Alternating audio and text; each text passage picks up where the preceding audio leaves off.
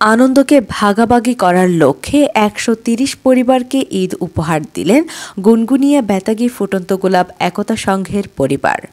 চট্টগ্রামের রাঙ্গুনিয়া উপজেলার গুনগুনিয়া বেতাগী সামাজিক, ধর্মীয় এবং অরাজনৈতিক সংগঠন গুনগুনিয়া বেতাগী ফুটন্ত গোলাপ একতা সংঘের ব্যবস্থাপনায় ও প্রবাসী ফুটন্ত গোলাপ একতা সংঘের আর্থিক সহযোগিতায় প্রতিনিধির মাধ্যমে ১৩০ পরিবারের ঘরে গিয়ে ঈদ উপহার পৌঁছে দিয়েছেন সংগঠনের নেতৃবৃন্দরা।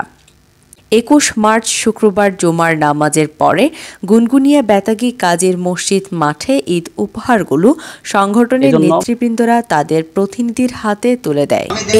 প্রবাস থেকে আসলে তাদের কার্যক্রম, তাদের চলাফেরা এবং রাস্তাঘাট ভেঙে গেলে মেরামত, কোনো অসহায় গরিব মেয়ের বিয়েতে তারা সহযোগিতা, অর্থাৎ বলতে গেলে গুনগুনিয়া বেতাগীর বিভিন্ন সামাজিক কাজে তাদের অংশগ্রহণ দেখে আমি সত্যি মুগ্ধ হয়ে গেছি।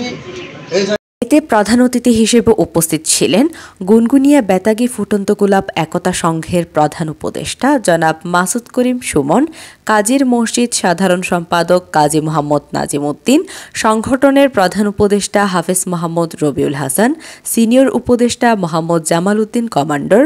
উদ্বোধনী বক্তব্য রাখেন খুরশেদ আলম মুন্না, সিনিয়র উপদেষ্টা গুনগুনিয়া বেতাগী ফুটন্ত গোলাপ একতা সংঘ এবং কাজীর মসজিদের খতিব মাওলানা শাওয়াল হোসেন আল কাদেরী।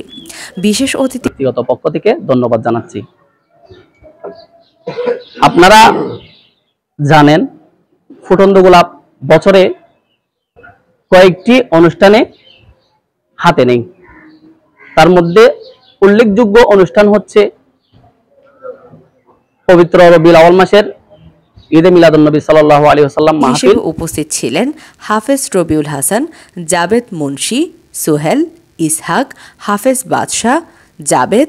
অর্থ সম্পাদক মোহাম্মদ আনোয়ারুল ইসলামের সঞ্চালনায় বক্তব্য রাখেন সংগঠনের সভাপতি মোহাম্মদ মহিউদ্দিন ও বিশেষ করে ত্যাগুন দল অনারা টিয়া হন বেতন এবং আরা দেদুর ফারি আরা বিরানটা হারায় বিয়ানো পরামর্শ লই আল্লাহর মুদ্রা করতুম পরামর্শ লই। ভারপ্রাপ্ত সাধারণ সম্পাদক মোহাম্মদ নুরুল হাসান সহ উপস্থিত ছিলেন এলাকার সর্বস্তরের জনসাধারণ। দোয়া ও মোনাজাতের মাধ্যমে সমাপ্ত হয়। গুনগুনিয়া বেতাগী ফুটন্ত গোলাপ একতা সংঘের নেতৃবৃন্দরা জানান, প্রতি বছরের ধারাবাহিকতায় এই বছরও আমরা ঈদ উপহারের আয়োজন করেছি, তবে আমরা চেষ্টা করি সবসময় ব্যতিক্রম কিছু করতে। ফুটন্ত গোলাপ একতা সংঘের মাধ্যমে অনেক সামাজিক, ধর্মীয় কর্মকাণ্ড ইতিমধ্যে সকলের সামনে দৃশ্যমান, আর এর পিছনে যাদের অবদান সবচেয়ে বেশি তারা হলো প্রবাসীরা। আশা করছি সামনে সকলের সহযোগিতায় এই সংগঠন আরও বহুদূর এগিয়ে যাবে। উবাইদা খান সামিয়া, কর্ণফুলী টিভি। পাশাপাশি লেখাপড়ার বিভিন্ন ক্ষেত্রে তাদের অবদান বিচরণ, যারা আর্থিকভাবে সহযোগিতা করে আসছেন এই এলাকার প্রবাসী ভাইরা, তাদেরকে সর্বপ্রথমে